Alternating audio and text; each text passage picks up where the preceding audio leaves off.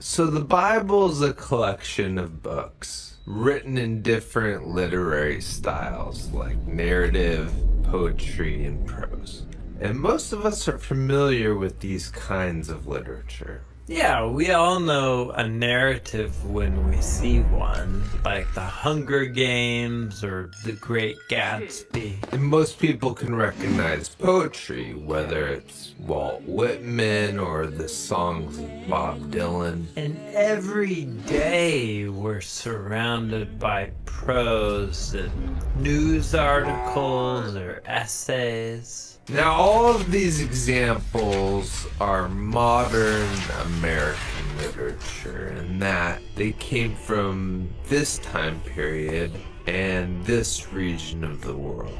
But there's also medieval English literature from another place and time, or ancient Greek writings from this place and time. So each time period and culture produces its own unique kind of literature.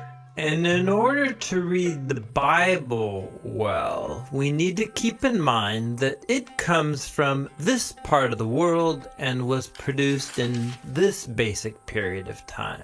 So what's unique about ancient Jewish literature? Well, a key feature is that it lacks a lot of the details that modern readers have come to expect in stories and poems. And this makes it seem really simple. But actually, it's very sophisticated literature. Every detail that is given matters.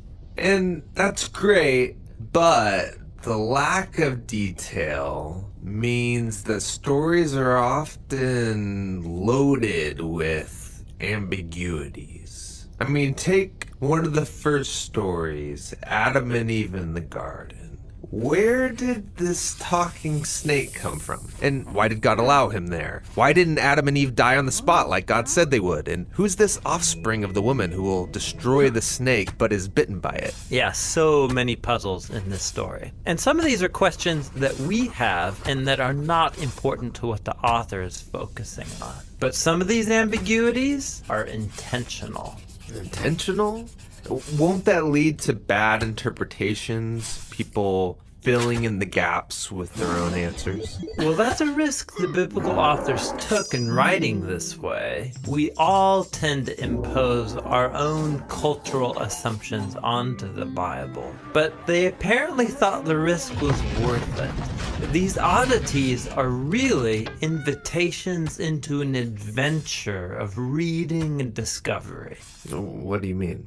Well, for example, the strange promise about the offspring of the woman crushing and being bitten by the snake. That word offspring is a clue to pay attention to genealogies, which, lo and behold, run all through the biblical narrative. They trace the lineage from Eve all the way to King David and his offspring. And in the New Testament, Jesus is connected to the offspring of this royal line. Now, when you read the prophets, Isaiah connected this king to the suffering servant who would die on behalf of his people.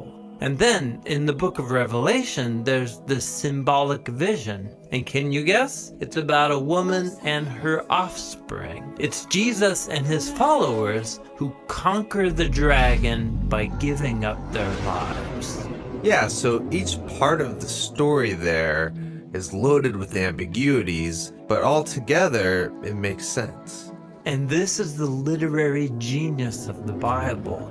It forces you to keep reading and then interpret each part in light of the others. This is feeling complicated. I don't know if I can do all that. Well, you're actually not expected to notice all of this by yourself or all at once. This dense way of writing forces you to slow down and then read carefully, embarking on this interactive discovery process through the whole biblical narrative over a lifetime of reading and rereading. Ah, okay.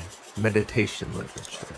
Yeah, in Psalm 1, we read about the ideal Bible reader. It's someone who meditates on the scriptures day and night. In Hebrew, the word meditate means literally to mutter or speak quietly. The idea is that every day for the rest of your life, you slowly, quietly read the Bible out loud to yourself, and then go talk about it with your friends, pondering the puzzles, making connections, and discovering what it all means. And as you let the Bible interpret itself, something remarkable happens. The Bible starts to read you. Because ultimately, the writers of the Bible want you to adopt this story as your story. So this ancient Jewish writing style, it must create unique types of narrative and poetry and discourse. Yes, and we'll explore all of those literary styles, starting next with biblical narrative.